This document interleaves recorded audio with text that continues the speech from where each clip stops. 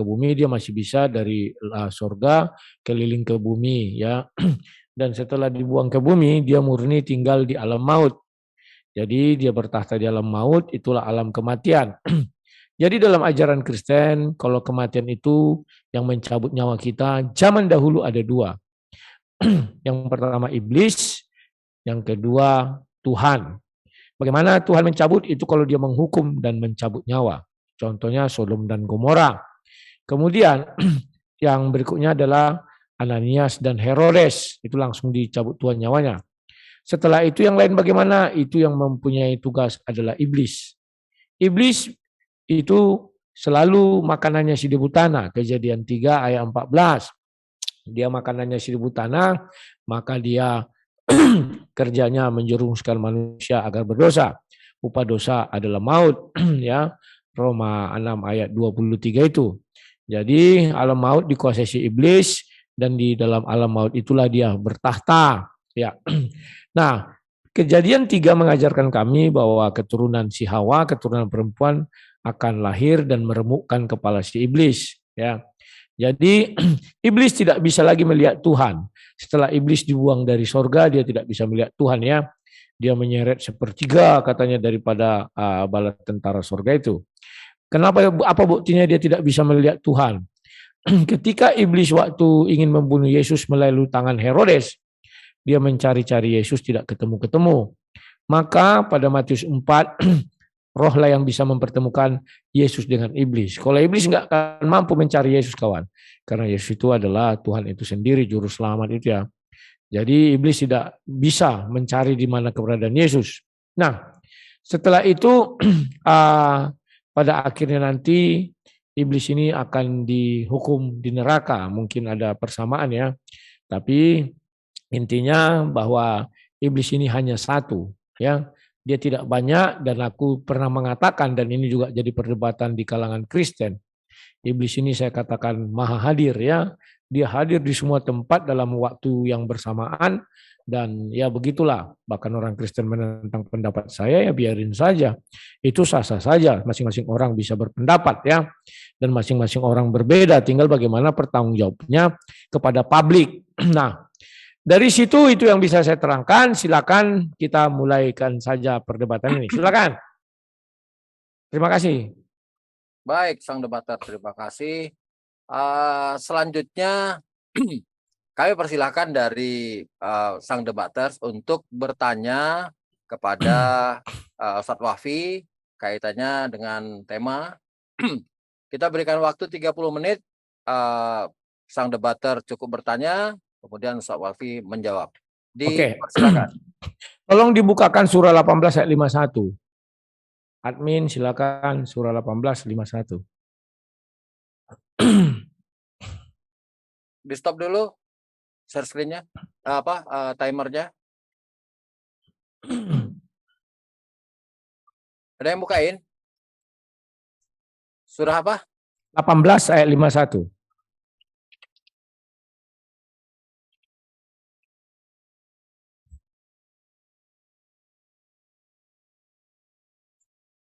Al-Kahfi, ya? Ya, 18 ayat 51. Ya, monggo dibacakan dulu, dibacakan. 18. Al-Kahfi ayat ya, 51. Al-Kahf. Ya, 51.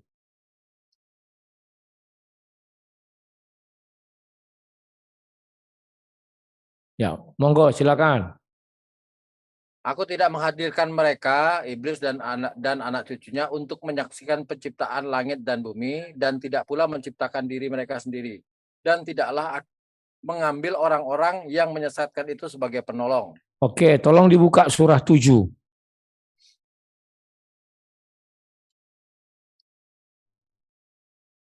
Al-A'raf. Surah 7, ayatnya yang ke-11.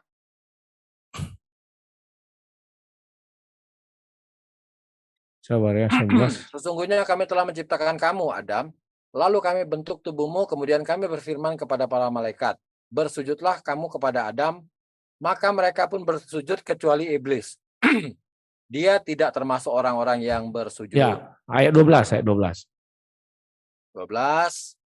Allah berfirman, apakah kamu yang menghalangimu untuk bersujud kepada Adam? Ketika aku menyuruhmu, menjawab iblis, saya lebih baik daripadanya, engkau ciptakan saya dari api, sedang dia engkau ciptakan dari tanah. Ya.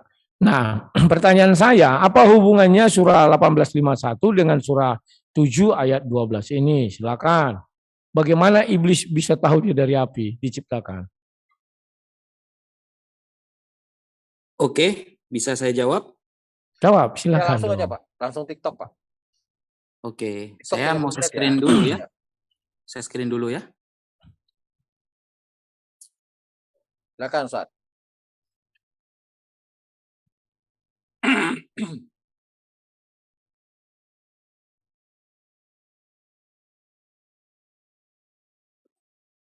Yang pertama tentang surah Al-Kahfi ayat 51. Ma ashhadtuhum khalqas samawati wal ard wala khalqa anfusihim wa ma kuntu muttakhidhal mudillina abuda. Jadi ayat ini menerangkan bahwa iblis tidak diberi kesempatan oleh Allah untuk menyaksikan penciptaan langit dan bumi. Dan juga dia tidak tahu tentang penciptaan dirinya sendiri. Seperti itu. Sedangkan di dalam ayat surah 7 yang jenengan sampaikan, fasajadu illa iblis. Kan di sana dikatakan fasajadu illa iblis. Semuanya disuruh sujud oleh Allah kecuali iblis. Kemudian Allah bertanya, ketika iblis tidak mau sujud kepada Nabi Adam, qala ma mana'aka antas juda id amartu.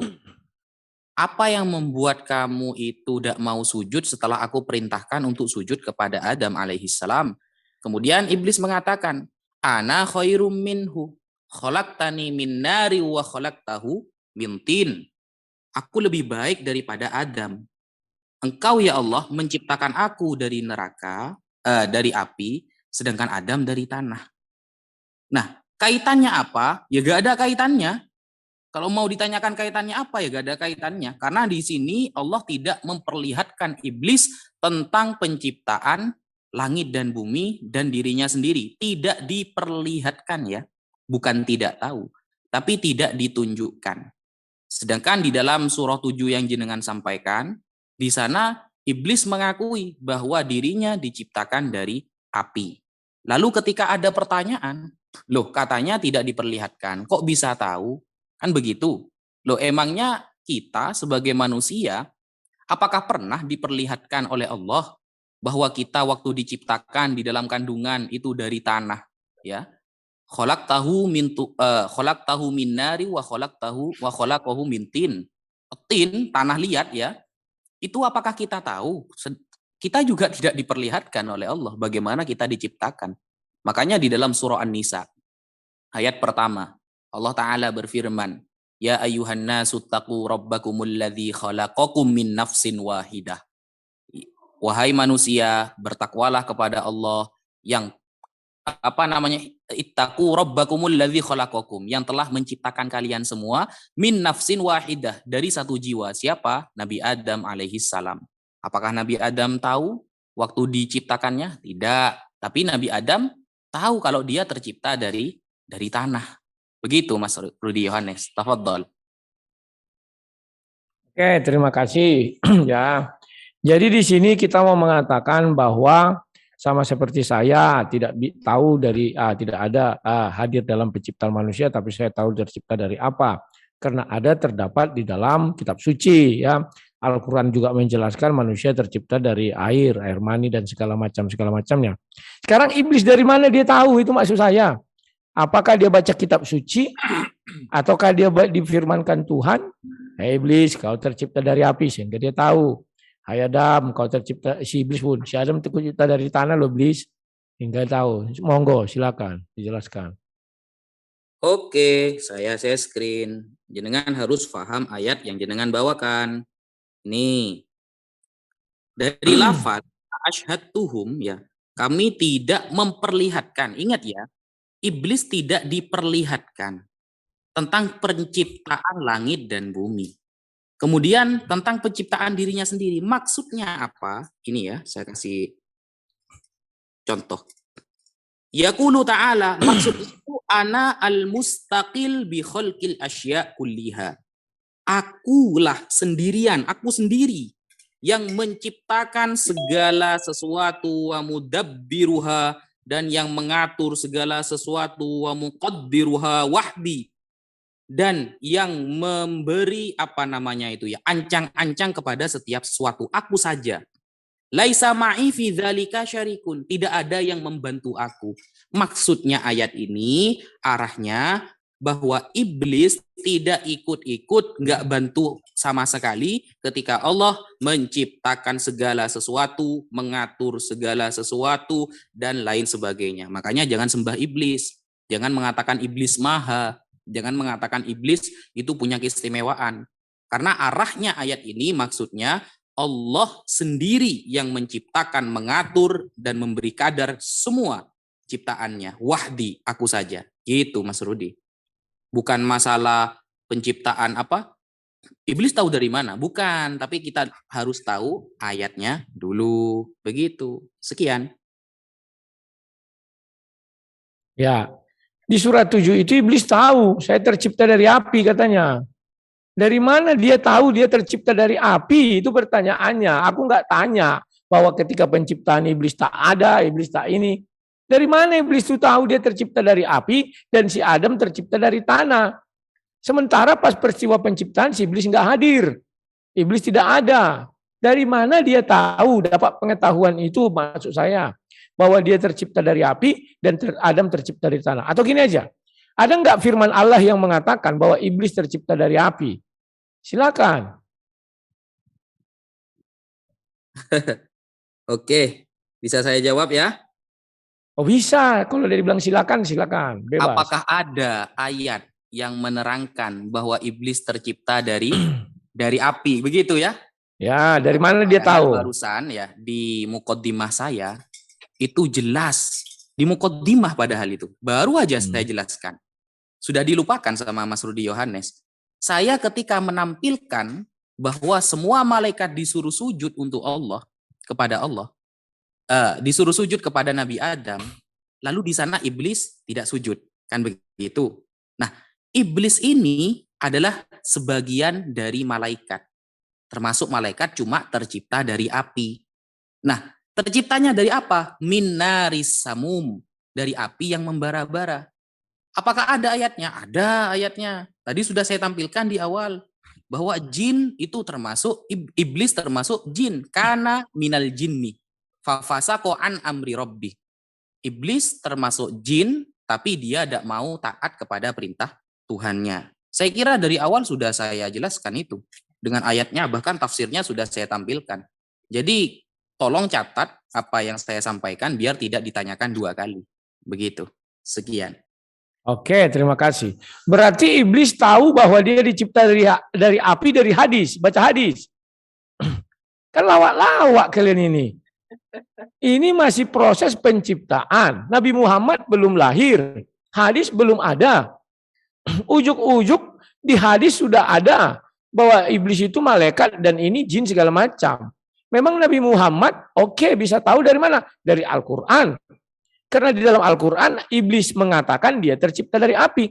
Tapi Al-Quran tidak satu ayat pun menjelaskan Allah SWT mengatakan iblis tercipta dari api. Enggak ada. Kalau ada tunjukkan ayatnya, bawa ke dalam sidang yang berbahagia ini. Dari mana iblis tahu dia tercipta dari api? Dan Adam tercipta dari tanah. Kalau Nabi Muhammad jelas tahu, karena di Al-Quran sudah dituliskan. Dari mana Nabi Muhammad tahu iblis tercipta dari api? Dari pengakuan iblis di dalam Al-Quran. Yang disampaikan oleh Allah SWT kepada malaikat Jibril. Malaikat Jibril menyampaikan kepada Nabi Muhammad. Dari mana Adam tercipta? Dari tanah. Dari mana kau tahu? Dari Al-Quran. Karena di dalam Al-Quran Allah berkata diciptakan si Adam dari tanah. Sekarang iblis. Dari mana iblis tahu dia tercipta dari api? Dan dari mana dia tahu Adam tercipta dari api? Silakan, belum terjawab loh. Sudah ya? Sudah. Kalau udah silakan, artinya sudah, Pak. Silakan. Oke. Itu gampang sekali loh. Coba jenengan ya buka di dalam surah Al-Hijr ayat 27. Monggo Dengan admin tegas dibuka. Allah mengatakan, ingat ya, yang saya sampaikan bukan hadis. Jenengan dari tadi bilang hadis. Loh, yang tadi bukan hadis itu, yang ucapan Nabi Muhammad itu. Loh, saya tadi menyampaikan ayat. Ayat berapa? Quran itu. Sorry, yang ayat sampaikan. Quran surah Ini. berapa? Aku nggak lihat. Sorry. Waduh, makanya. Sorry. Ini. Surah Al-Hijr contohnya. Ya, surah berapa? Al-Hijr ayat 27 ini ya. Wal jannah khalaqnahu min qablu min naris samum. Dan kami telah menciptakan jin termasuk iblis sebelum Adam dari api yang sangat panas.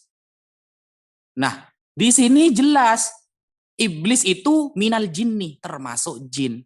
Dan penciptaannya dari api. Lalu cara berpikir Mas Rudi ya, ini aneh sih sebenarnya. Dari mana iblis tahu dia tercipta dari api?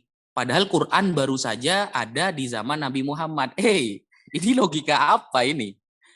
Al-Quran itu sudah disampaikan oleh Allah Subhanahu wa Ta'ala, ya. Isi Al-Quran itu Allah sudah menyampaikannya kepada orang selain Nabi Muhammad. Contoh di dalam Al-Quran tertulis, wa kullan nakussu 'alaika min amba'ir rusul ma nuthabbitu bihi fuadak. Semua cerita para nabi aku ceritakan kepada kamu Muhammad untuk meneguhkan hati kamu. Dari Adam sampai Muhammad, sampai Nabi Muhammad, itu semua ayat tentang ketuhanan Allah, tentang keesaan Allah sudah disampaikan. Cuma narasinya jadi ayat Al-Quran kalau zamannya Nabi Muhammad. Jadi lucu ketika Al-Quran, mana ayat Al-Quran yang menerangkan bahwa iblis itu tahu kalau dirinya tercipta dari api. Yang dibawa Al-Quran yang ada di zaman Nabi Muhammad. Isi Al-Quran itu jauh sebelum itu sudah disampaikan oleh Allah. Jadi sama dengan Mas Rudi Yohanes bertanya begini, ini ya logikanya ini ya. Mana Adam tahu bahwa Adam itu tercipta dari tanah? Di dalam Al-Quran ada, inna mathala Isa indallahi kamathali Adam.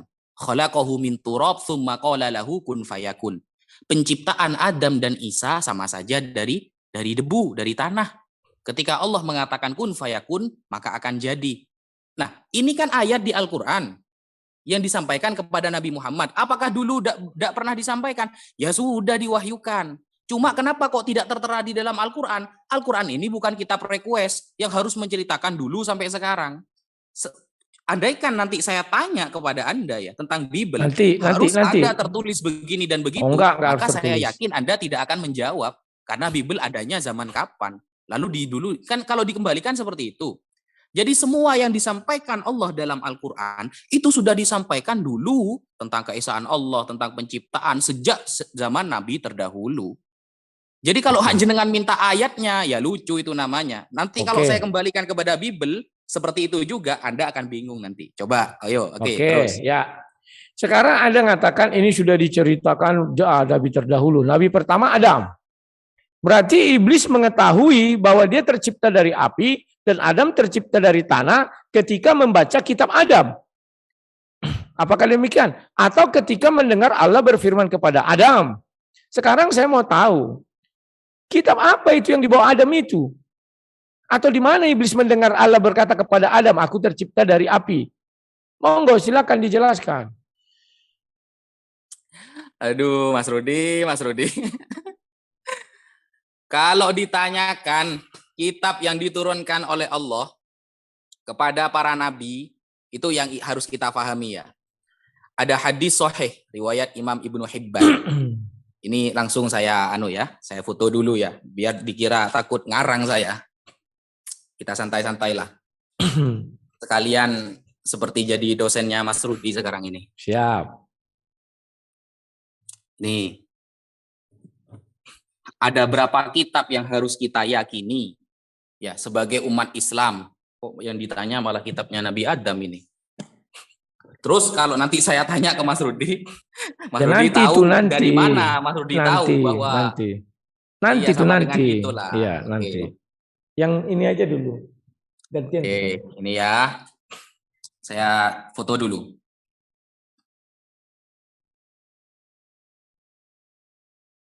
Oke.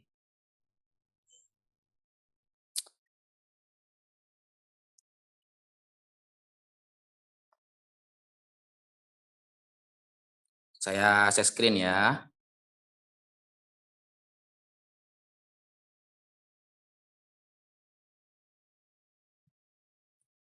Ini kitabnya Mas Rudi ya.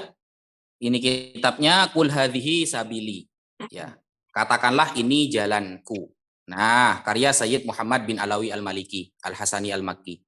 Di sini diterangkan al-imanu bil kutub, beriman kepada kitab-kitab Allah. Nah, di sini ada hadis dari Rasulullah. Wa an Abi Dzarrin. Kita baca dari sini Mas Rudi. Biar tidak ngawur terus nanti. Masa ditanyakan kitabnya Nabi Adam? Ini ya. Wa an Abi Dzarrin radhiyallahu an qala. Diriwayatkan dari Abu Dzarrin radhiyallahu an qala berkata, "Qultu ya Rasulullah, aku berkata wahai Rasulullah, kam kitaban anzalallahu taala." Ada berapa kitab yang Allah turunkan? Qala mi'atu kitabin wa arba'atu kutubin. Ada 104 kitab. Anzalallahu ala Syith khamsina sahifa. Allah menurunkan kepada Nabi Syith, putra dari Nabi Adam, ada 50 lembar. Wa ala Idris thalathina sahifa. Dan kepada Nabi Idris ada 30 sahifah, lembar. Wa ala Ibrahim asyru sahaif. Kepada Nabi Ibrahim ada 10 mushaf.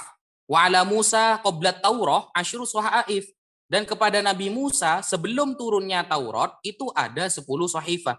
Wa anzalat Taurat wal Injil waz Zabur wal Furqan. Nah, ini adalah kitab-kitab yang diimani oleh umat Islam bahwa kitab ini pernah diturunkan. Nabi Syith mendapatkan khamsina sahifah. Ada 50 lembar. Nah, kalau ditanyakan Adam mana kitabnya? Wah, Nabi Adam tidak pernah mendapatkan sahifah. Jadi pertanyaannya aja sudah salah jenengan. Gitu. Monggo. Oke. Berarti iblis tahunya dari mana? Dari kitab tidak? Dari firman Allah tidak?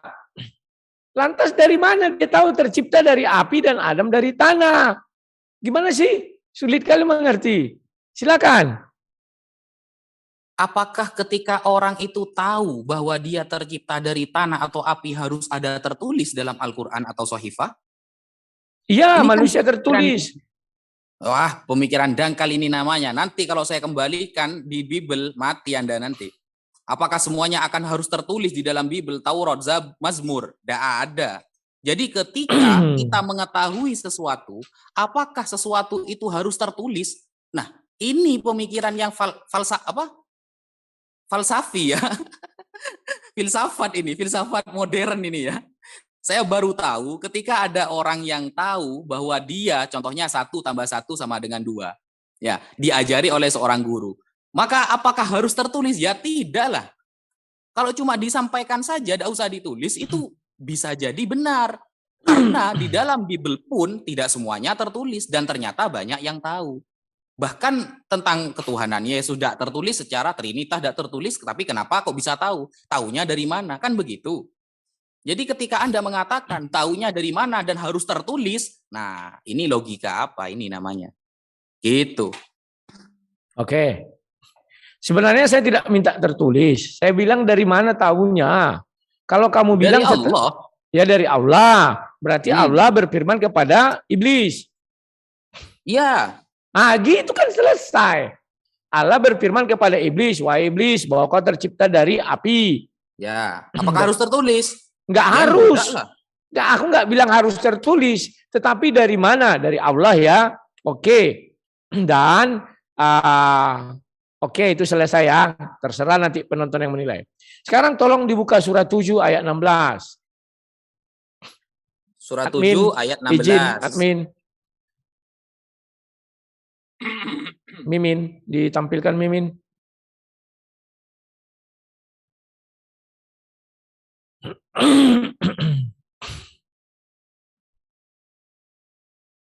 Surat 7 ayat 16.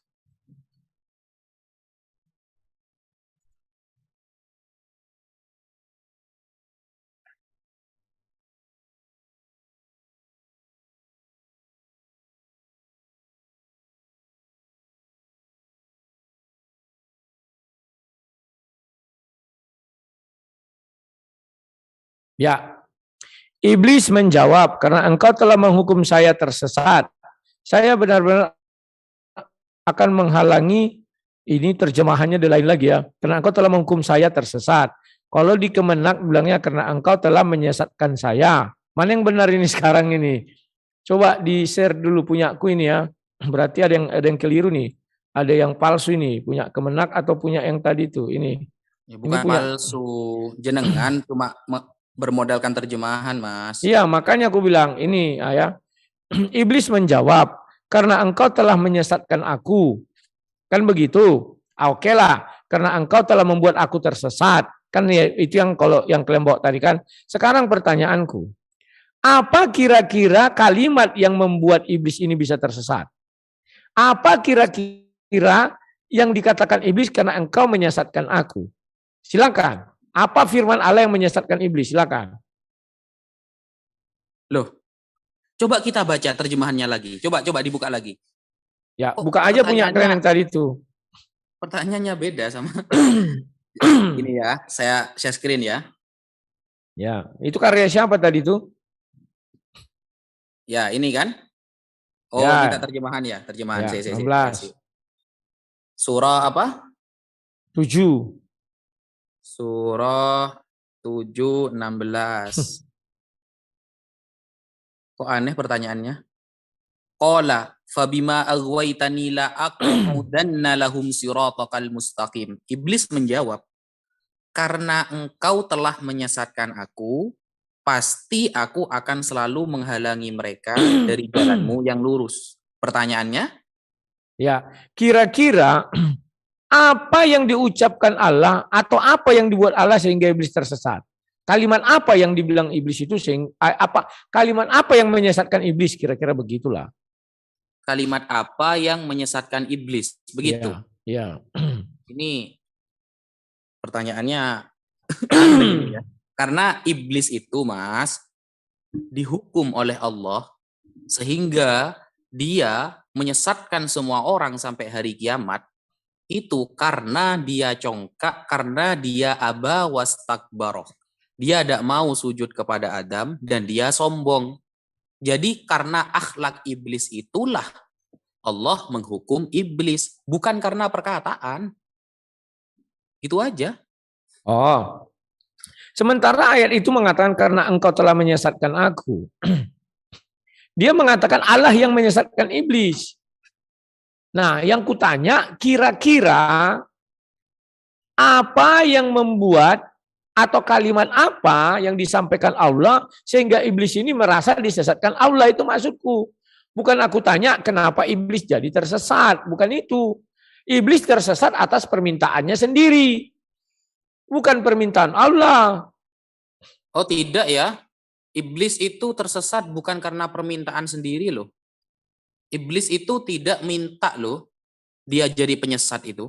Tidak minta, mana dasarnya Anda bahwa iblis, ya Allah aku ingin jadi penyesat ya, mana itu? Jangan ngada-ngadi. Ya. Coba baca ayat 14, 15, 16.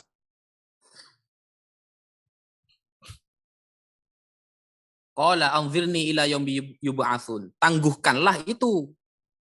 Ya, terus? Hidup itu. Qala innaka minal mundzirin. Ya, kamu akan tetap hidup sampai hari kiamat, begitu. Ya, terus? Ya tadi itu yang dibaca itu sudah qala fabima aghwaytani la aqudanna lahum siratakal mustaqim. Iblis menjawab, karena engkau telah menghukum saya tersesat. Menghukum saya ya. Ada sebabnya kenapa dihukum. Karena akhlaknya tadi. Saya benar-benar akan menghalangi mereka dari jalan engkau yang lurus.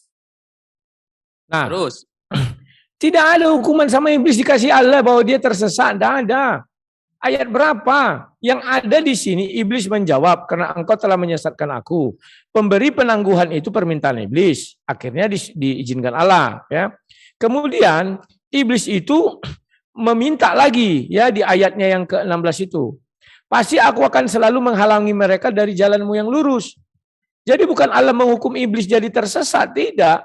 Permintaan iblis, karena engkau telah menyesatkan aku. Pasti aku akan selalu menghalangi mereka dari jalanmu yang lurus. Oh, jadi perlu diluruskan bahasanya, Mas. Bukan permintaan iblis itu. Tapi iblis punya keinginan ketika dia dihidupkan sampai hari kiamat, dia dendam dan akan menyesatkan orang maksudnya Bani Adam ya, manusia kepada kesesatan. Begitu. Ya, Jadi berarti bukan permintaan iblis, maksudnya iblis meminta atau oke, berdoa sebentar. kepada Allah. Bukan. Aku belum selesai tadi. Berarti kalau permintaan iblis kan yang meminta. Kamu bilang tadi itu karena apa, keinginan. Keinginan kan permintaan. Oke, kita lewatkan dulu itu, jangan ke situ. Karena engkau telah menyesatkan aku. Artinya ini ayat 16. Artinya ada ucapan Allah SWT ayat 1 sampai ayat 15 yang menyesatkan iblis. Ayat yang mana itu? Kami penting sekali kalimat ini. Agar kalimat ini jangan sampai kami dengar. Kalau kami dengar berarti kami selamat dan kucocokkan. Kenapa aku sesat? Ya aku jadi Kristen. Ternyata karena kalimat Allah misalnya mengucapkan ini. Nah coba apa kalimat Allah itu yang menyesatkan iblis? Silakan. Pertanyaannya apa ini sebenarnya? Gini loh Mas, coba kita fahami ayatnya itu loh. Coba fahami ayatnya ya. Ayat 16. Ketika iblis meminta untuk ditangguhkan umurnya kepada Allah, kemudian Allah mengiyakannya. Kan begitu ceritanya. Ya. Nah, karena dendamnya iblis kepada Adam sehingga dia memiliki niatan atau memiliki rencana untuk menyesatkan semua anak Adam. Terus kalimat Allah apa yang menyesatkan iblis itu apa maksudnya? Karena itu adalah hukuman Allah itu, Mas. Itu hukuman Allah karena dia congkak dan sombong. Aba wastakbaro. Yang ditanyakan itu kalimat apanya? Loh, kan ayat itu jelas berkata, karena engkau telah menyesatkan aku. Paham ya? Ya, terus. Nah, kalimat apa yang membuat iblis itu bisa disesatkan Allah? Coba dulu. Loh, gimana sih? Atau perbuatan apa? Jujur, ya kalau perbuatan apa yang bikin iblis itu begitu? Bukan bikin iblis, karena engkau ini kan Allah. Buka dulu ayat 16 itu, tolong itu admin, itu kan masih ayat 12. Ayat 16. Iblis menjawab, karena engkau telah menghukum saya tersesat. Saya benar-benar akan menghalang-halangi mereka jalan yang engkau lurus. Ini karangan siapa ini? Quran terjemahan karangan siapa? Makanya sekarang ini saya bingung pakai Kemenak atau pakai yang ini. Kita pakai original teksnya lah, enggak usah pakai terjemahan yang ini dan itulah. Ya, karena ini jadi dua. Beda Kemenak, beda dengan ini. Jangan kalian tuduh Bible terjemahan, wah berubah-ubah tiap tahun berubah. Ini juga berubah. Aku udah baca dua ini lain. Yang di sini iblis menjawab, karena engkau telah menghukum saya tersesat. Ya, kalau di sini menjawab karena engkau telah menyesatkan aku. Nah, sekarang oke lah, kita ikut apa yang kamu buka. Karena Allah telah menghukum dia tersesat. Di mana Allah menghukum dia tersesat? Coba bukakan ayatnya. Ini kan bicara ayat 1 sampai 15, sampai 16. Nah, di ayat berapa itu kira-kira? Coba. Loh, itu Mas. Yang di Al-A'raf itu kan sudah jelas itu. Fabima aghwaytani la aqudanna lahum siratal mustaqim. Jadi tidak diberikan jalan yang lurus lagi. Jalannya iblis bengkok, maksudnya tersesat. Kan itu yang ditanyakan jenengan. Ayat berapa? 16. Iya, mau tadi dibaca kok gimana sih? Loh, ini kan iblis yang bilang, pasti aku akan selalu. Misalnya gini loh, firman Allah kepada iblis misalnya, karena engkau menggoda si Adam, maka tersesatlah engkau. Coba gitulah kira-kira, silakan. Padahal dari tadi sudah dibaca loh. Yang itu jelas. mana? Iblis itu sudah tidak ada di jalan yang lurus lagi. Yang mana? Tersesat. Coba ayatnya. Gimana sih? Tadi itu surah 7 itu, Mas. Ayat 16 tadi itu kan sudah jelas, Mas. Loh, apa itu kan iblis yang mengatakan. Loh, ya kan itu iblis itu tahu kalau dia sudah ada dalam kesesatan, dihukum oleh Allah. Dari mana dia tahu? Kan gitu nanti. Gimana sih? Pasti aku, ini kan permintaan iblis. Pasti aku akan selalu menghalangi mereka. Nah, makanya aku minta di ayat 1 sampai 15, mana di sini hukuman iblis itu penyesat? Saya nggak lihat. Ini surah Al-Hijr ayat 35, wa inna alaikal la'natu ila yaumiddin. Sesungguhnya kutukan itu tetap menimpamu sampai hari kiamat. Ya kutukan apa? Mana kutukannya? Gimana Mas Rudi Yohanes ini ya? Lu gimana sih? Kan gini Mas, ini. Ya. Ini ya. Kita lihat di layar. Qala lam akun li asjuda li basyarin khalaqtahu min solsolim min hama'im masnun. Jadi iblis berkata, aku sekali-kali tidak akan sujud kepada manusia yang engkau telah menciptakannya dari tanah liat kering Waktu dari habis. Habis. Oke. Sebentar ya, sebentar. Aku mau ngapakan apa sebentar.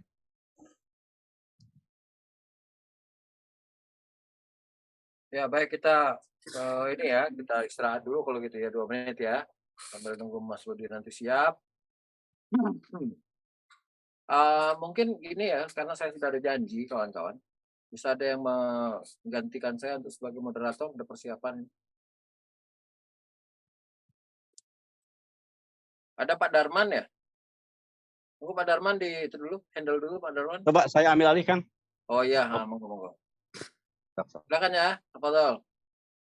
Yo, assalamualaikum. Baik, Iwan Pila, seperti permintaan dari Kang Rudi tadi, dia minta waktu sementara, dia mempersiapkan diri, karena siapa akan dipertanyakan. Oke, udah. Aku udah datang. Saya kembalikan kepada waktu dan tempat kepada kedua belah pihak untuk melanjutkan obrolan. Silahkan. Ini waktu saya berarti ya. Ya, monggo, silakan. Nah, saya bertanya sama jenengan, iblis itu termasuk malaikat apa bukan? Iblis termasuk malaikat atau bukan? Itu di Ayub 1 ayat 6 bahwa dia bagian daripada anak-anak Allah atau malaikat. Ya, terus. Nah, iblis itu diciptakan apa tidak oleh Allah? Tes. Coba bersuara, enggak kudengar suaranya. Halo? Ya, sudah jelas. Udah ya? Oke, yang mau ditanyakan apa? Iblis itu termasuk ciptaan Allah apa bukan? Ya, Allah menciptakan malaikat. Allah tidak menciptakan iblis. Loh, katanya iblis termasuk malaikat. Ya. Berarti kalau malaikat kan ciptaan Tuhan, tapi iblis bukan ciptaan Tuhan. Itu gimana? Coba tampilkan datanya coba tampilkan. Siap. Ya.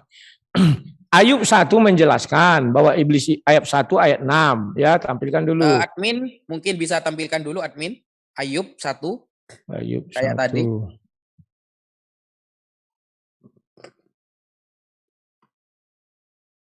Baiknya karena ini dari Kang Rudi yang harus menampilkan ayat, Kang. Sebagaimana Kang Maja tadi. Mohon maaf ya.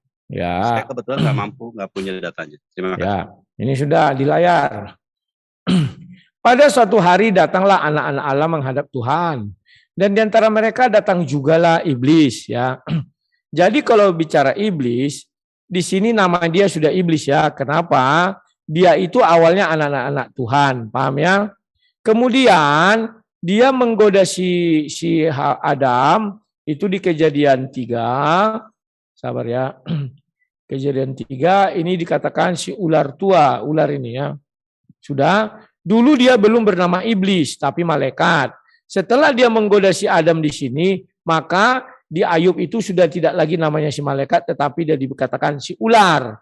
Si ular itu terdapat di mana? Ini dia terdapat di mana ini? Waduh, ini kok nggak bisa ku turunkan ya? Oh, sabar ya. Oh. Ini Wahyu 12. Sabar ya. Berapa nih? Ada menghalangi apa ini garis-garis ini?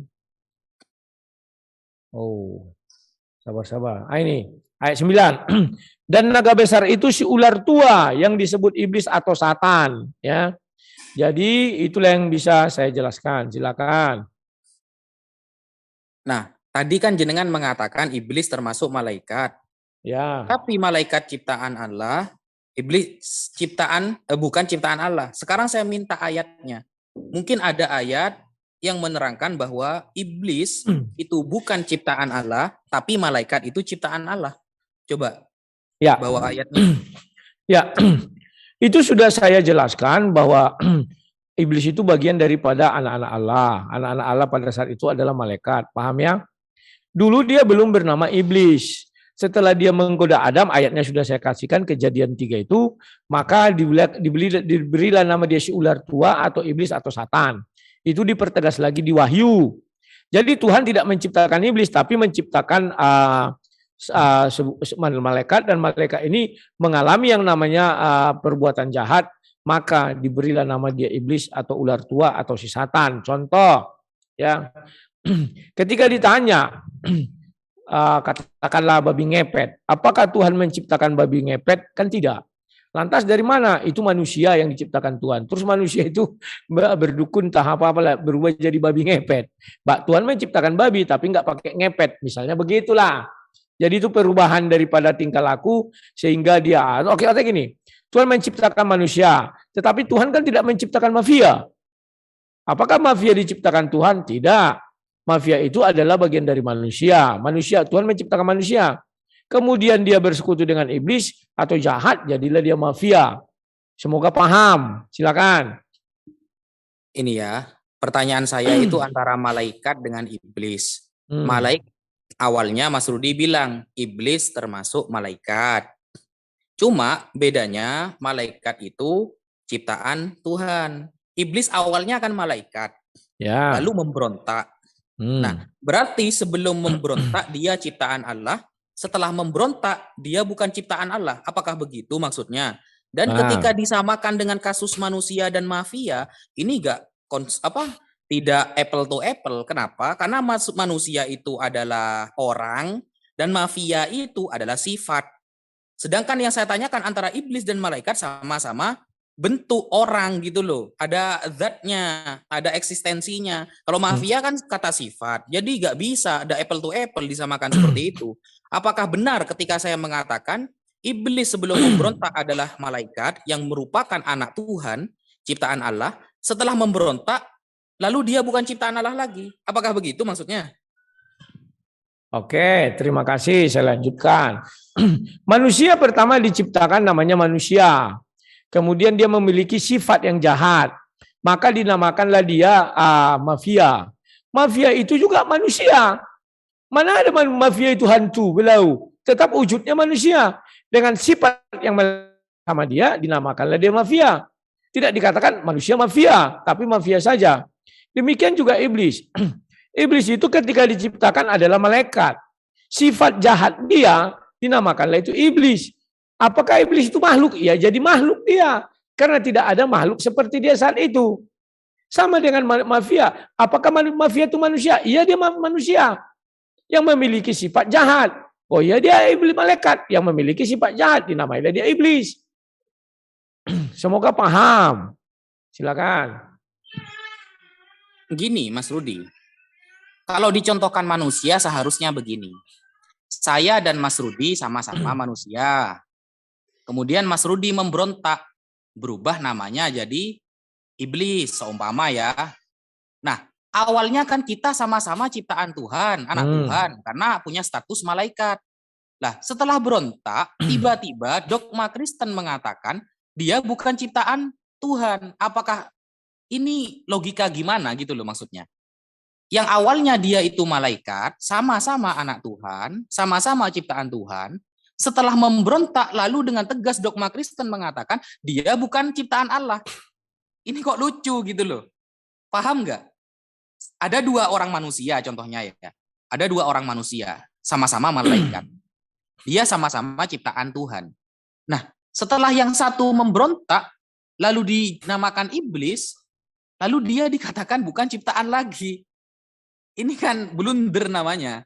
Monggo dijawab. Siap. Ada dua anak manusia. Yang satu bernama Wafi, yang satu bernama Rudi. Kemudian si Rudi jadi jahat, dinamakanlah mafia. Apakah mafia itu ciptaan Tuhan atau si Rudinya? Yang ciptaan Tuhan itu si Rudinya.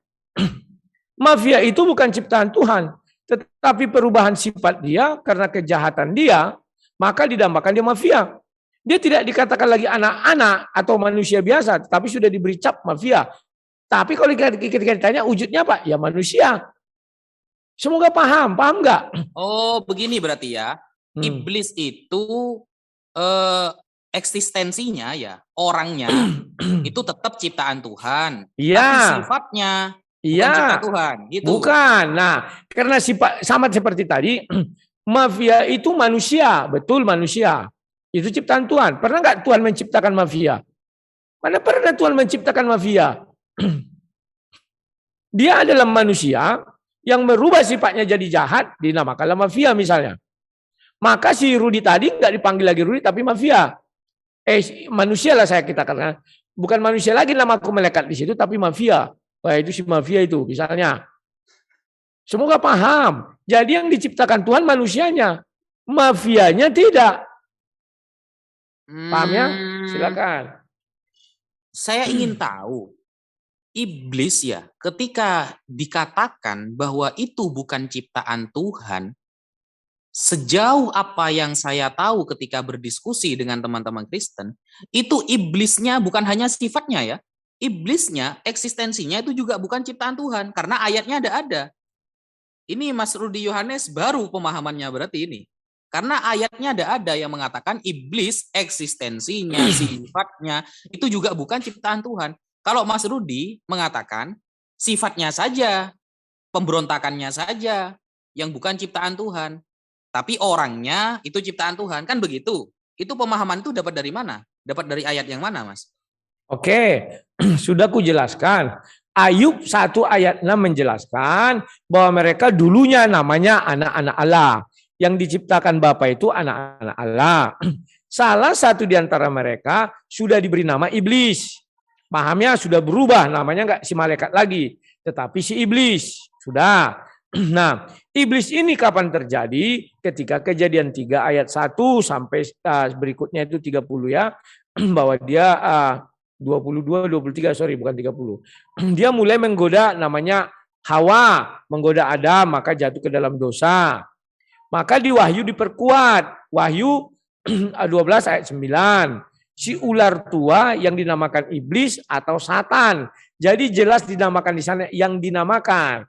Jadi malaikat pemberontak itu tadi dinamakanlah dia iblis atau Satan. Jadi kalau ditanya siapa yang menciptakan iblis? Tidak ada. Iblis itu enggak pernah diciptakan Tuhan kami. Tetapi Tuhan kami menciptakan malaikat. Dan malaikat itu mempunyai sifat jahatnya timbul, maka dia dinamailah dia si ular tua atau iblis atau Satan. Wujudnya si iblis bagaimana? Roh sama seperti malaikat. Wujudnya si mafia bagaimana? Manusia. Paham ya? Semoga paham. Silakan. Wah, pemahaman baru berarti ini ya. Karena sejauh ini orang-orang Kristen biasanya mengatakan iblis itu ya baik orangnya, sifatnya, yaitu bukan ciptaan Tuhan. Karena berbeda dengan malaikat. Ini pemahaman baru Mas Rudi berarti. Dengan mengatakan sifatnya aja berarti. Seperti kata-kata mafia ya. Pemberontakannya saja yang tidak diciptakan Tuhan. Padahal iblis ya bisa memberontak itu karena mendapatkan free will dari Tuhan loh. Ingat ya, free will-nya itu dari Tuhan. Dari mana kalau bukan dari Tuhan? Ini tambah blunder lagi berarti. Ketika mengatakan sifat iblis itu bukan ciptaan Tuhan, padahal free will-nya yang ngasih Tuhan gitu loh. Oke lah, enggak apa-apa lah, anggap saya paham sudah. Pertanyaan kedua. Saya ingin bertanya tentang 1 Korintus 5 butir ke-5. Di sana tertulis, orang itu harus kita serahkan dalam nama Tuhan. Yesus ya. Orang itu harus kita serahkan dalam nama Tuhan Yesus kepada iblis. Diserahkan kepada iblis berarti ya. Sehingga binasa tubuhnya. Agar rohnya diselamatkan pada hari Tuhan. Nah, peranan iblis ini menyerahkan kepada iblis atas nama Yesus agar rohnya diselamatkan pada hari Tuhan. Berarti iblis ini juga bisa menyelamatkan roh manusia berarti ya. Gimana? Tafadhol. Oke, terima kasih. Saya perjelas dulu yang pertama. Tidak ada itu ilmu baru, itu ilmu dari dulu-dulunya. Bahwa Tuhan kami tidak pernah menciptakan iblis. Kalau Tuhan kami menciptakan iblis, artinya Tuhan kami menciptakan kejahatan. Kenapa dia marah ketika kejahatan itu ada? Ya. Jadi Tuhan kami tidak pernah menciptakan kejahatan. Dia selalu menciptakan yang baik. Nah, kemudian kalau dibilang free will iblis dari Tuhan. Tuhan tidak pernah memberikan secara langsung free will kepada iblis. Kalau kita baca Kejadian 2 dan Kejadian 3, maka yang terjelas itu adalah Kejadian 3 ayat 22 mengatakan jangan sampai manusia itu menjadi salah satu seperti dari kita. Tahu yang baik yang jahat. Maka di situ ada kata kunci manusia. Dari mana manusia itu tahu pengetahuan dia yang baik dan jahat, free will-nya itu dari pohon pengetahuan. Maka kita yang dimaksud di situ siapa? Itu bukan Allah Tritunggal, karena Allah Tritunggal dapat pengetahuannya bukan dari pohon itu. Tapi dialah pemilik segalanya. Ya, semoga paham ya. Nah. Kemudian tunggu dulu. Aduh. Oke. Lanjut. Slow. Kemudian mana lagi aku tadi nih? Sabar. Tunggu ya. Oke. Makanya aku kalau sudah konsentrasi diganggu sedikit. Tunggu. Kemudian kita lihat, kita kembali flashback ke Kejadian 3 ayat 1. Bagaimana iblis bisa menjelaskan, Tuhan melarang kau kan makan pohon ini, kalau kau makan kau menjadi sama dengan Tuhan. Kan begitu. Itu timbul dari hanya satu kali Tuhan berbicara tentang itu. Yakni kepada Adam di Kejadian 2 ayat 17. Ya. Hanya itu saja. Jadi boleh kita pastikan si iblis ketika Tuhan berbicara kepada si Adam, dia mendengar. Sama dengan si Adam dan si Hawa. Si Hawa free will-nya muncul dari pendengaran. Si Adam free will-nya muncul dari pendengaran dan penglihatan. Dia mendengar dari Tuhan, jangan kau makan pohon ini. Artinya ada dua pilihan. Kalau kau makan mati. Kemudian dia melihat. Si Hawa memakan, ternyata enggak mati. Sementara si Hawa tidak pernah melihat orang memakan buah itu. Tetapi dia mendengar firman Tuhan dari si Adam dan mendengar ucapan iblis. Maka muncullah free will-nya di Kejadian 3 itu ya ayat 6. Oke, itu sudah terjawab. Sekarang bagaimana dengan 1 Korintus 5 ini? Bentar ya. Orang itu harus kita serahkan dalam nama Tuhan Yesus kepada iblis. Nah, sebentar, ini ada ayat rujukannya juga ini ya, sebentar. Alexander the Great. Tunggu ya. Sabar dulu, tunggu sabar. Ayat ini. 2 Timotius 4, sabar ya. Sebelum aku ke 1 Korintus 5 itu, 2 Timotius 4. Nah, begini. Orang yang diserahkan ke dalam tangan iblis dalam nama Yesus, itu adalah para penghujat. Ya. Ayat 14. Alexander, tukang tembaga itu telah berbuat banyak kejahatan terhadapku. Tuhan akan membalaskan menurut perbuatannya. Ya. Sebentar. 1 Timotius 1 ayat 20. Lanjut terus ya. Sampai nanti kayak 20. Satu berapa ini? 1 Timotius 1 Timotius 1 ayat 1 Timotius 1. Aduh, hujan di sini ya. Nanti kalau sinyalku putus, maaf ya, itu karena hujan. Di antaranya Hymenius dan Alexander yang telah kuserahkan kepada iblis supaya jera mereka menghujat. Jadi kalimat Paulus di 1 Korintus 5 ini jelas merujuk kepada orang-orang penghujat. Ya, maka memang bisa diserahkan kepada iblis. Orang itu harus kita serahkan dalam nama Tuhan Yesus kepada iblis. Sehingga binasa tubuhnya. Jadi iblis ini di dalam ajaran Kristen makanannya si debu tanah. Debu tanah itu adalah manusia, Kejadian 3 ayatnya yang ke-14. Ya, dengan perut engkau berjalar. Nah, maka kalau sudah manusia itu diserahkan kepada iblis, yang datang adalah penderitaan. Karena penderitaan daging itulah yang terjadi ya. Diserahkan dia kepada iblis, maka iblis memakan kita debu tanah. Contoh Ahmad Dedat. Ahmad Dedat itu seorang penghujat menurut orang Kristen. Maka dia diserahkan kepada iblis, maka dia koma atau stroke atau apa selama 9 tahun. Tubuhnya diserahkan kepada iblis, kalau dia bertobat, nah ini lagi. maka dia tubuhnya binasa, rohnya selamat. Kita kan nggak tahu amat dia itu ketika di dalam alam komanya, apakah dia bertobat kepada Yesus? Kita kan nggak tahu. Maaf, ini tidak dibenarkan menyebutkan nama ya. Loh, Tolong. Kita sedang berdiskusi pergunakan dalil Anda. ya, itu dalil saya. Tolong. Makasih. Oke. Ya, terima kasih. Itu dalil saya itu. Ya. Saya memberi contoh biar gampang kalian cerna ya. Atau si Fulan lah. Si Fulan ini menghujat Yesus terus. Sudah. Kemudian dia dibuat Tuhan koma. Ya, sampai 9 tahun. Kan kita nggak tahu tubuhnya yang koma. Rohnya apakah koma? Kan tidak. Bisa jadi di dalam komanya dia bertobat. Sehingga rohnya diselamatkan. Paham ya?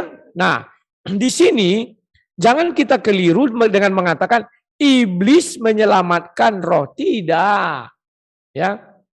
Agar rohnya diselamatkan pada hari Tuhan. Ya. Iblis hanya menyiksa tubuhnya. Iblis tidak bisa menyiksa rohnya.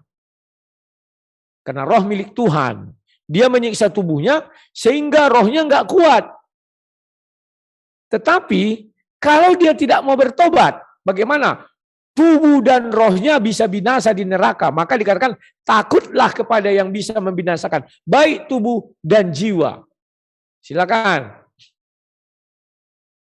Nah, coba kita baca pelan-pelan ya. 1 Korintus 5 butir ke-5. Kita baca pelan-pelan ini karena berbentuk terjemahan. Masa gak difaham? Sudah berbentuk terjemahan. 1 Korintus 5 butir ke-5.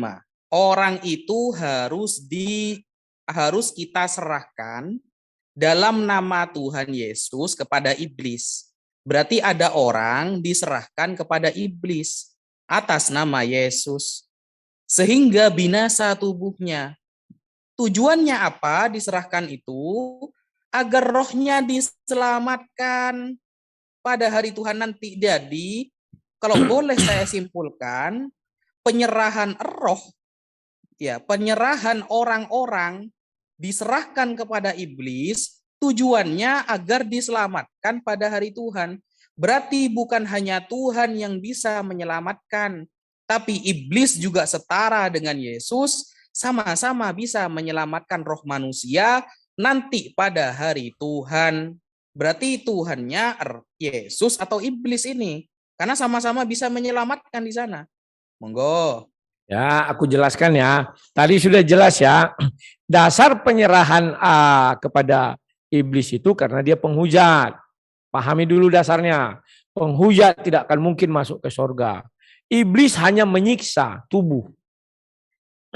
Maka di situ dikatakan iblis menyiksa tubuhnya sampai menderita. Setelah itu apa yang terjadi? Agar rohnya bisa diselamatkan pada hari Tuhan. Dengan catatan rohnya itu punya pilihan bertobat. Nggak ada cara lain. Hanya saja kita nggak tahu karena itu bicara tentang alam roh. Tetapi ayat Alkitab mengatakan betul tubuhnya yang bisa diserahkan. Iblis tidak bisa menyiksa rohnya, tetapi menyiksa tubuhnya karena makanan si iblis adalah si debu tanah. Itu dimakan si iblis. Nah, apakah dia harus masuk surga? Belum tentu. Kenapa belum tentu? Ada penghujat itu yang tidak mau bertobat, baik di alam daging maupun di alam roh. Contohnya siapa? Herodes misalnya. Sampai ditempeleng. Kan begitu. Nah, kemudian di sini iblis bukan menyelamatkan rohnya. Kan di dalam nama Yesus diserahkan. Dalam nama Yesus itu artinya apa? Yesus mengizinkan iblis memangsa orang itu. Contoh di Ayub. Ayub 1 ayat 6 sampai seterusnya kan kita baca. Allah mengizinkan, oke, silakan kau ambil semua harta bendanya, tetapi sayangkan nyawanya. Dilarang dia ngambil nyawanya. Kan begitu. Nah, di sini juga Yesus mengizinkan.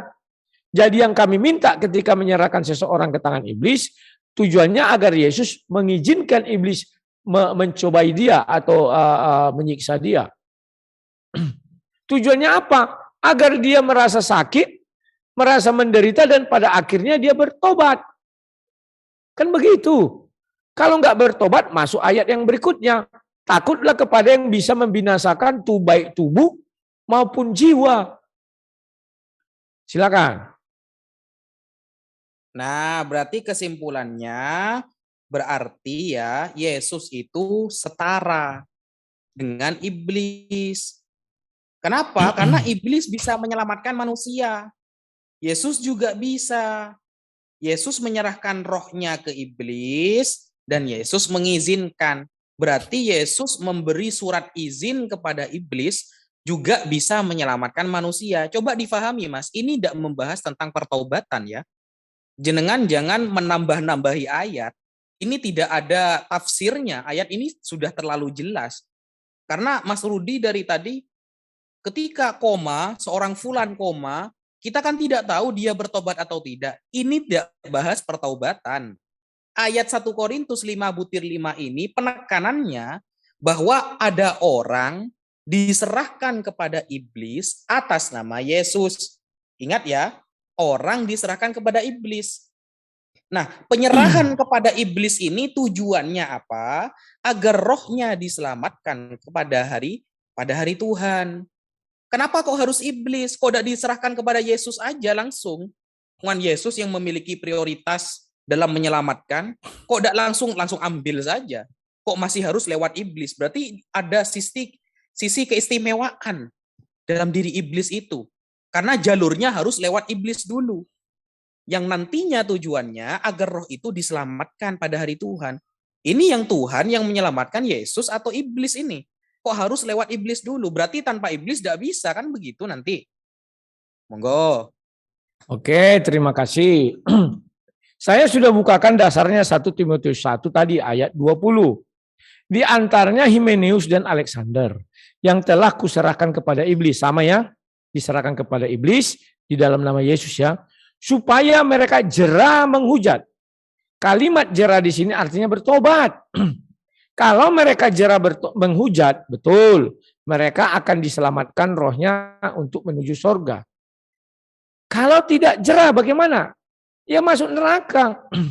Yesus tidak pernah menyerahkan rohnya, enggak pernah kepada iblis agar iblis mencoba memberi izin. Itu di Ayub 1.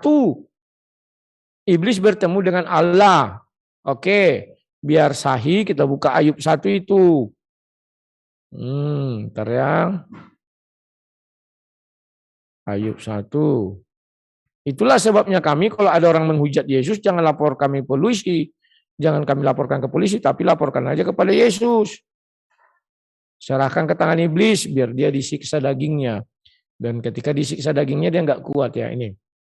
Apa buktinya disiksa dagingnya tidak kuat ya? Kalau anak Allah, anak Tuhan disiksa sanggup, itulah Ayub. Tapi kalau anak iblis maksudnya tidak ikut Tuhan disiksa tidak kuat ya. Pada suatu hari datanglah anak-anak Allah menghadap Tuhan dan diantara mereka datang juga iblis. Maka bertanyalah Tuhan kepada iblis, dari mana engkau? Lalu jawab iblis kepada Tuhan, dari perjalanan mengelilingi dan menjala bumi. Lalu bertanyalah Tuhan kepada iblis, apakah engkau memperhatikan hambaku Ayub? Sebab tiada seorang pun di bumi seperti dia, yang demikian saleh dan jujur, yang takut akan Allah dan menjauhi kejahatan.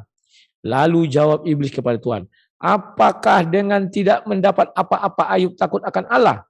Ingat ya, ternyata Tuhan itu juga bisa menyerahkan orang beriman kepada iblis. Tujuannya apa? Untuk dicobai. Kalau orang-orang yang penghujat tujuannya apa? Agar dia berhenti menghujat. Bukankah engkau yang membuat pagar sekeliling dia dan rumahnya serta segala yang dimilikinya? Apa yang dikerjakannya telah kau berkati dan apa yang dimilikinya makin bertambah negeri itu. Tetapi ulurkanlah tanganmu dan jamalah segala yang dipunyainya.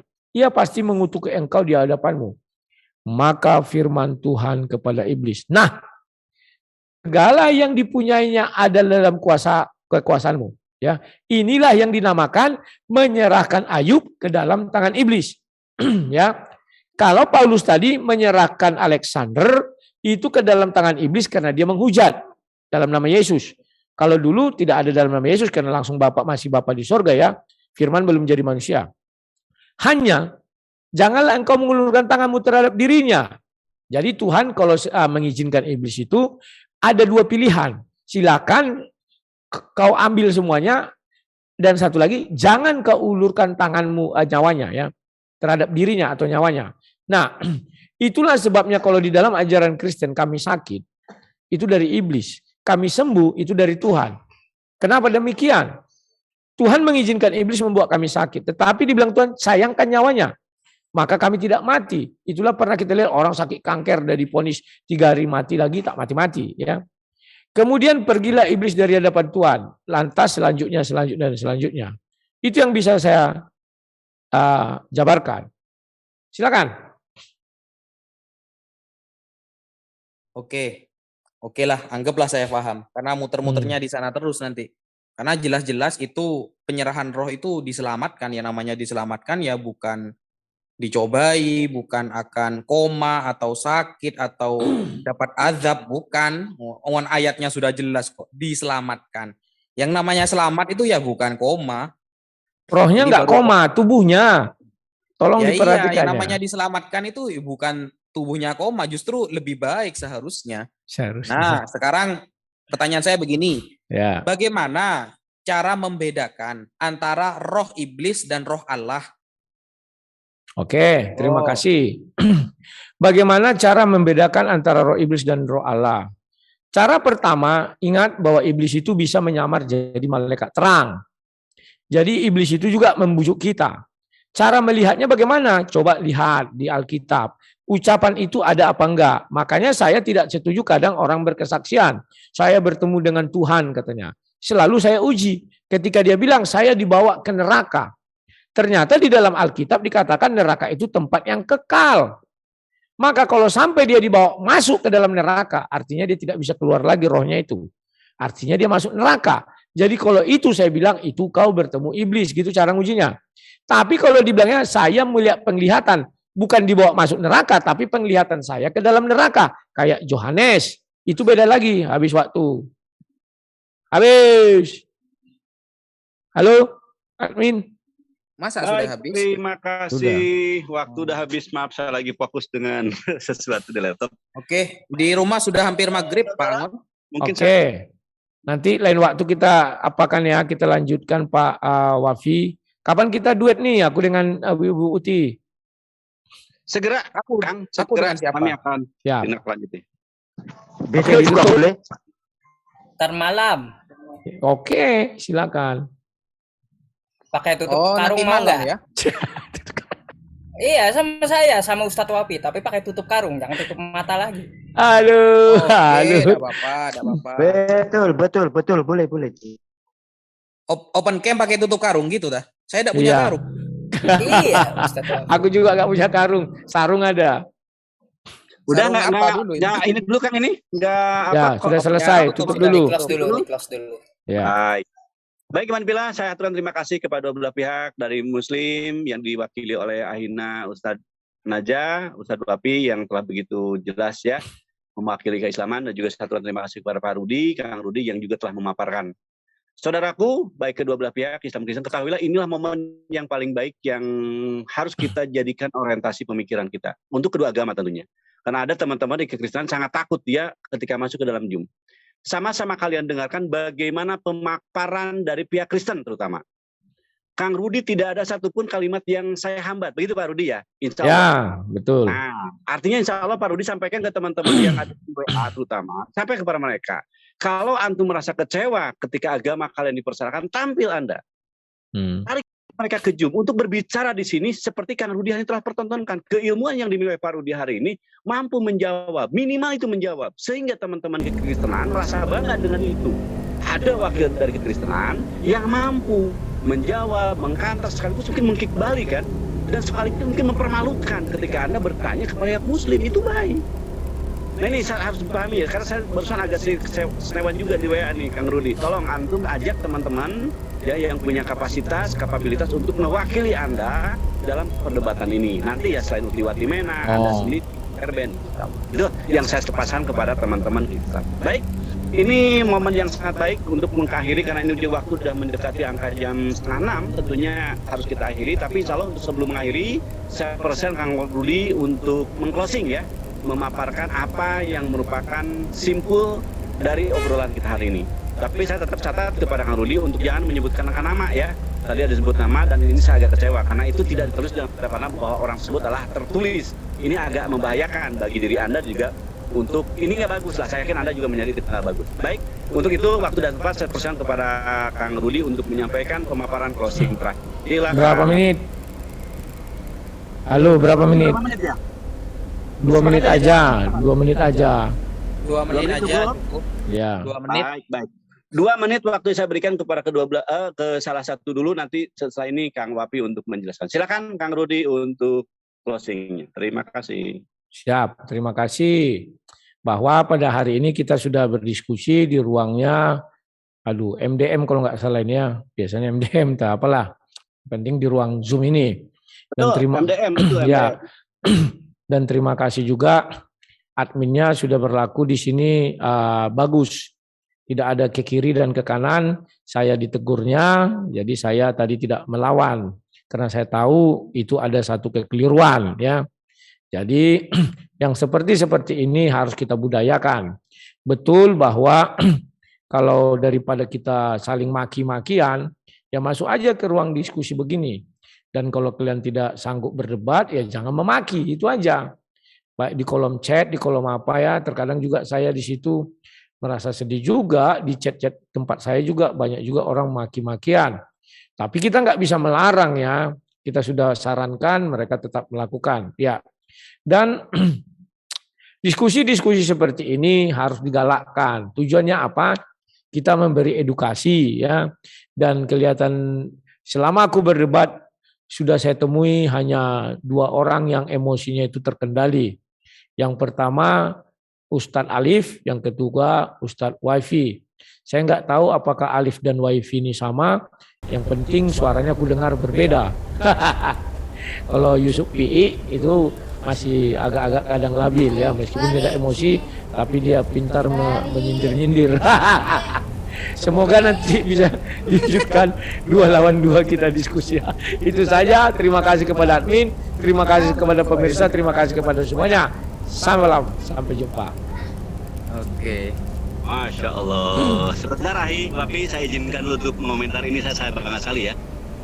Betul, Kang Rudi, saya sepakat dengan Anda. Ya, ketika Anda tampil hari ini, Anda telah mempertaruhkan ya diri Anda. Kalau Anda salah, otomatis Anda akan malu kan. Lebih otomatis saya melihat di sini Anda begitu gentle dan saya bangga dengan itu. Saya mengetuk hati teman-teman di Kristen, ayo tampil. Di sini ajang kita beradu argumentasi, berargu logika, berargu argumen, berargu dalil. Ini baik, ini bagus. Ya, tidak benar ketika Anda menuduh sesuatu yang akibatnya akan ada ketidaknyamanan. Sampai kita mengajak ke teman-teman Muslim, kepada Muslim khususnya, Anda jangan mencoret wajah Islam. Islam tidak mengajarkan, mempersalahkan, menghina agama mereka pun, saya lihat ini salah. Saya yakin Anda memahami ini, kepada Muslim khususnya. Insya Allah saya terima kasih atas pujian kepada sahabat-sahabat saya yang mewakili keislaman, Kang Alif, Kang Wapi. Parekatnya kami tidak membedakan. La nufariqu baina ahadin mir rasuli ya, di antara wakil-wakil Allah. Itu mungkin yang harus dicatat. Tapi saya banget dengan itu. Baik, untuk waktu selanjutnya saya persilahkan kepada sahabat saya, Ustadz dan guru saya, Ahi Wapi, untuk menjelaskan pemaparan closing terakhirnya. Terima kasih dan selamat menyampaikan. Silakan. Oke, bismillahirrahmanirrahim. Ya, diskusi pada sore hari ini, alhamdulillah sudah terjalin baik dan sempurna. Dan saya sudah Allah beri ya, Allah beri kenikmatan bisa menjawab dari apa-apa yang ditanyakan oleh Mas Rudi Yohanes. Meskipun saya tadi agak bingung kok pertanyaannya begini gitu. Dan Mas Rudi Yohanes juga sudah menjawab pertanyaan saya, meskipun saya belum puas, tapi yang memang tidak harus puas memang. Yang namanya diskusi ya seperti ini. Ya mungkin itu dululah yang bisa saya sampaikan. Wassalamualaikum warahmatullahi taala wabarakatuh. Terima kasih. Baik, Aina, itu closing terakhir dari teman-teman kita. Alhamdulillah ya, tidak ada serang menyerang. Kalau akhirnya saling menjelaskan, dan alhamdulillah seperti yang saya bilang tadi, kami bangga antum semua di sini dan penghargaan yang tingkat tinggi untuk antum semua. Bahkan nanti ada tindak lanjut ya, setelah ini mungkin nanti malam atau jam berapa nanti mungkin Pak Rudi hubungin saudara saya, Pak Amir, Pak Alwi, untuk menentukan tema apa. Karena tadi hari ini kayaknya temanya agak sedikit tanpa persiapan ya, tentunya Pak Pak Ustadz kami tidak ada persiapan, Kang Rudi punya persiapan, ini kurang bagus, jadi kurang greget kalau saya boleh katakan. Tentunya kalau ada persiapan 1 jam, 2 jam, atau mungkin sehari 2 hari sebelumnya itu lebih hebat lagi. Waktu pun mungkin hanya agak terpepet ya, menjelang jam 6 ini kita harus membatasi diri karena Anda menghargai kami, ada kewajiban bagi kami untuk melaksanakan sholat tentunya. Sekali lagi saya aturkan kedua belah pihak, saya aturkan sekali lagi kedua belah pihak. Saya bangga dengan antum semua, ya dengan pemaparan-pemaparan yang justru walaupun mendesak waktunya, tapi antum semua telah mampu memberikan data-data yang valid. Pak Rudi dengan pertanyaan-pertanyaan yang bombastis sampai Ustazah harus minum air putih kayaknya ya. Insya Allah ini kebanggaan sekali lagi ya, dan saya aturkan terima kasih kepada pengacara, dan saya juga mengatakan terima kasih kepada Pak Jul tadi ya yang telah Saya tadi bangun waktu tengah-tengah makan diajak diskusi, jadi aduh, siap. selesai kata saya ini. Permintaan Pak Rudi nggak salah, kita iya kan, tentunya Aina siap mempersiapkan diri mau dengan siapa nanti bagus, dan saya bagi penyelenggara sangat bangga nih. Pak Rudi ajak teman-teman Anda ya. Siap. Oke, izin ya, udah bisa ditutup. Baik. Siap. Oke, sampai jumpa. Siap. Ya, terima kasih. Sampai jumpa, Ayub. Sampai jumpa. Yuk, selamat sore. Saya Baik. juga pamit.